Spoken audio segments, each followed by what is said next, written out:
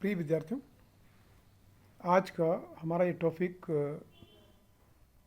Green revolution, हरित क्रांति क्या है, हरित क्रांति के क्या इम्पैक्ट हुए, किस प्रकार से भारत के अंदर गेहूं और चावल के उत्पादन में तेज़ी से वृद्धि हुई, जिससे भारत की इकोनॉमी और हाई यील्डिंग वैरायटी का उत्पादन किस प्रकार से बढ़ा, इसकी जानकारी हम आने वाली स्लाइड्स के अंदर करेंगे। ग्रीन रिवॉल्यूशन, अगर हम कंटेंट देखना चाहें इसमें, तो what is introduction of green revolution, definition of green revolution, what is the history of green revolution. The green revolution applies to many third world countries, but the most successful experiment was one of in the India. Here, the Bengal famine, जैसा कि हम जानते हैं कि 1943 के अंदर बंगाल के अंदर एक बहुत ही बड़ा अकाल पड़ा था, जिसके अंदर करोड़ों की संख्या में लोग 4 million people were died due to the hunger. It was therefore natural that food security is a paramount item on Free India's agenda. The awareness led to the Green Revolution of India. However, the term Green Revolution is applied to the period from 1967 to 1978. Between 1947 to 67, efforts at achieving food self-sufficiency were not entirely successful. Effort until 1967 largely concentrated on expanding the farming areas, but starvation deaths were still being reported in a perfect case of Malthusian economics, in which population was growing at a much faster rate than the food production. This called for drastic action to increase yield. The action came in the form of the Green Revolution.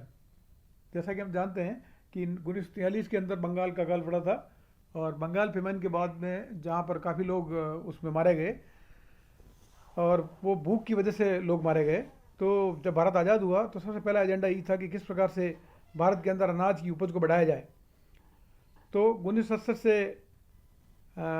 इसके effort होते रहे, लेकिन फिर भी farming area को बढ़ाया, लेकिन उपज के अंदर वृद्धि फिर भी नहीं हुई।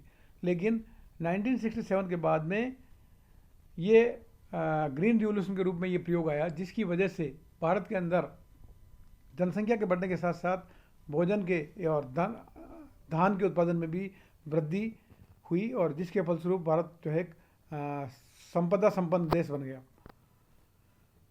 What is green revolution? Green revolution is also known as seed water fertilizer pesticide technology. In 1965, the government of Mr. Indira Gandhi decided to take major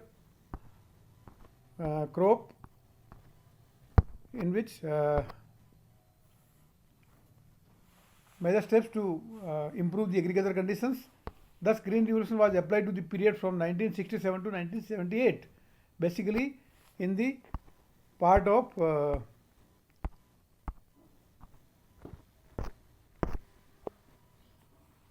Punjab and Haryana. And this stage, the green revolution was concerned only with wheat and rice. The MS Swaminathan from India led to the Green Revolution as a project, and he was considered as the father of Green Revolution in India. And Mrs. Indira Gandhi was the Prime Minister at that time.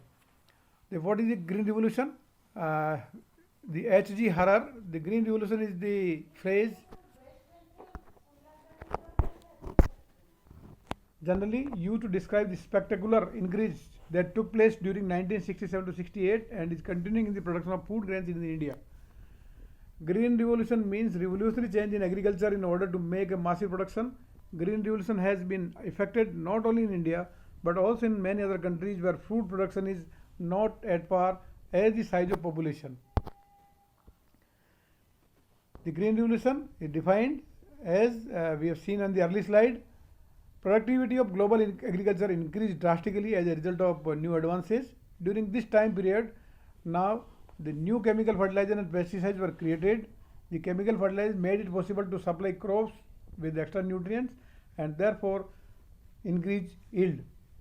Newly developed pesticide control weeds, deterred the kills and insects, the prevented diseases, which also result in higher productivity. तो green revolution के दौरान नए chemical का उपयोग, pesticide का उपयोग, fertilisers का उपयोग, जिसकी वजह से एक्स्ट्रा न्यूट्रिएंट मिले, और एक्स्ट्रा न्यूट्रिएंट मिलने के साथ साथ में कीटों को और बीमारियों को मारने का भी कार्य हुआ, जिसकी वजह से फसल के अंदर तेज़ी से उसकी उपज के अंदर वृद्धि हुई। अगर हम इसका हिस्ट्री देखें, the beginning of the green revolution was often attributed to Norman Borlaug, an American scientist interested in agriculture. In the 1940s, the Norman Borlaug is a American scientist. He receives the gold medal in 207. Borlaug, a 1970 Nobel laureate, was honored for this work in the Green Revolution, saving millions of lives from famine in India, Mexico, and Middle East. So, the Norman Borlaug was the scientist who created this theory, but in India, Professor M.A. Swaminathan, who worked on this and increases the high yielding varieties of seeds, increases the production of crops like wheat and rice in India. The major crop areas in the India, which are rice growing areas, are in South India. We can see here in the Andhra Pradesh, Tamil Nadu, and the lower parts where Karnataka. These were the wheat growing areas. Some are rice growing areas are there, and bajra is also found in the eastern part, where eastern parts of Rajasthan, where bajra is grown as major crop areas. So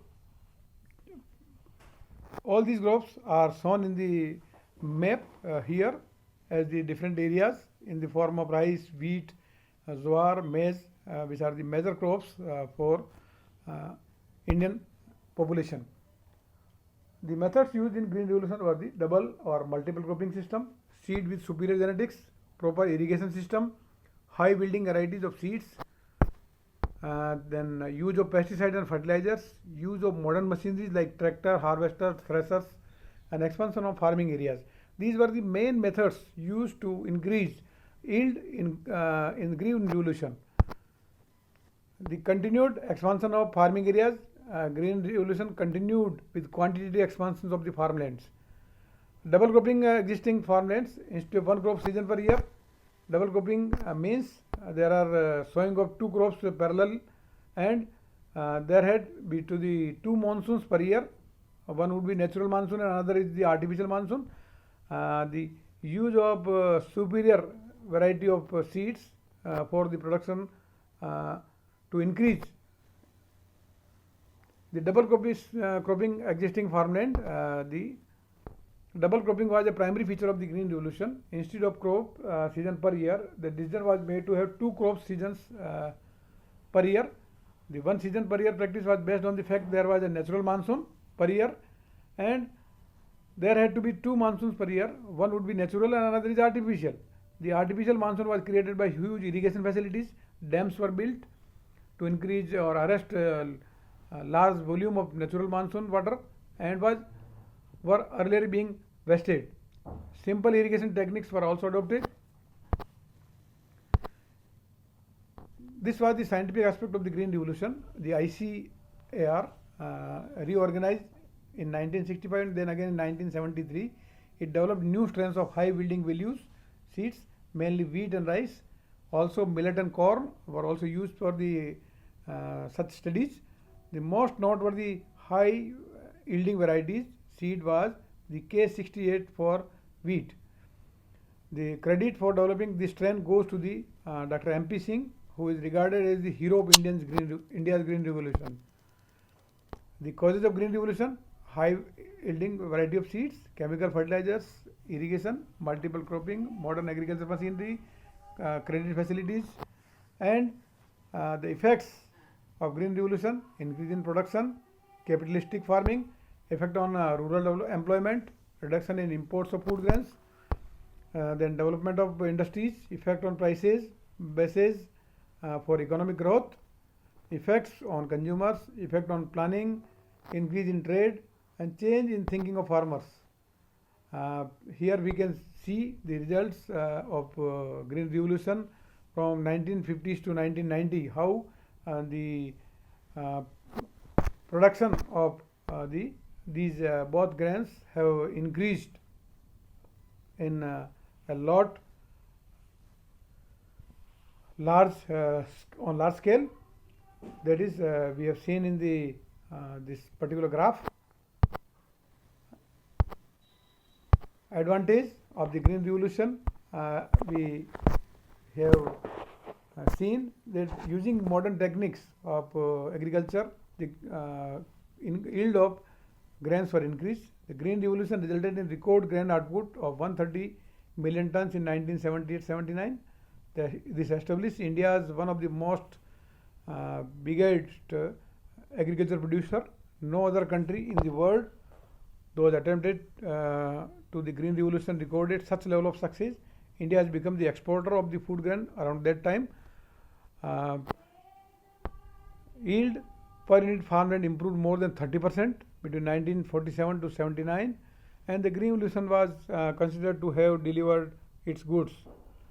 The crops area under high yielding variety grew from 7% to 22%, and most cultivated area during the 10 years of the Green Revolution, more than 70% of the wheat crop area, 35% of the rice crop area, and 20% of the millet and corn crop area use the high yielding variety seeds. The crops under high yielding variety needed more water, more fertilizer, more pesticides, fungicides, and other chemicals. This spurred the growth of the local manufacturing sector. Such industrial growth created new jobs and contributed to the growth of country's GDP. The increase in irrigation created needed for new dams to harness monsoon water. The water stored was used to create hydroelectrical power. Thus, in turn, boosted industrial growth, created jobs, and improved the quality of life in the people of villages. India paid back all loans it had taken from the World Bank and its affiliated for the purpose of Green Revolution. This improved India's creditworthiness in the eyes of the lending agencies. Some developed countries, especially Canada, which were facing a shortage in agricultural labor, were so impressed by the results of India's Green Revolution that have asked the Indian government to supply them with the farmers' experience in the methods of Green Revolution. Many farmers from India were sent to the Canada, where they have settled. These people remitted part of their income to their relatives in India. This not only helped the relatives but also added the Indians' foreign exchange earning. So, Green Revolution has imparted many advantages. However, some disadvantages are also there of Green Revolution. Even today, India's agricultural outcome sometimes falls short of the demand. The Green Revolution, howsoever impressive, does not succeed in making India totally and permanently self-sufficient in food. 1979 to 87, India faced severe drought conditions due to poor monsoon.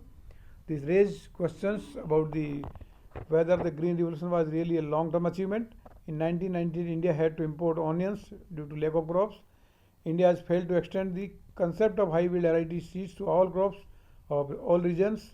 In terms of crop, remains largely confined to the food grains only, not to all kinds of agriculture produce. In regional terms, only Punjab and Haryana showed the best result of the Green Revolution. Eastern plains of the river Ganges in West Bengal also shows reasonably good results, but other states were less impressive in the India. Conclusion: nothing like the Bengal famine can happen in India again. But even today, there are places like Kalahandi where famine-like conditions have been existing for many years. There were some starvation deaths has also been reported. This is due to some regions other than availability of food in India. But the very fact that some people are still starving in India, whatever the reason may be, brings into question whether the Green Revolution has failed in its social objectives. So overall, I feel that the Green Revolution in the case in India has not been 100% successful, even though it has been a resounding success in terms of agricultural production. The limitations are still there. As I have told in the earlier slide, the Green Revolution is not 100% success. Punjab and Haryana are the only states which are showing the best results. New farming techniques has given birth to the serious pollution of drinking water, causing cancers and other diseases. In recent Punjab University study found a high rate of genetic damage among the farmers, which was attributed to the pesticide use. The new organic fertilizers, pesticides, and chemical are ruining the soil, lead to the unemployment and rural urban migration, immigration or migration. The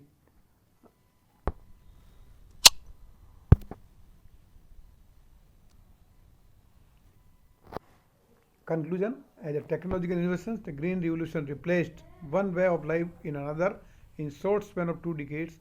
The lesson learned from this green revolution should be enable policymakers to reduce the adverse effect of the green coming bio revolution based on genetic engineering, so that the impact of green revolution, which has created a 30 years, 40 years back, should be remained alive, and new techniques should be used to improve the high yielding varieties of the grains, and India should get the benefits of new techniques to increase the yielding of the grains in India. Thank you very much.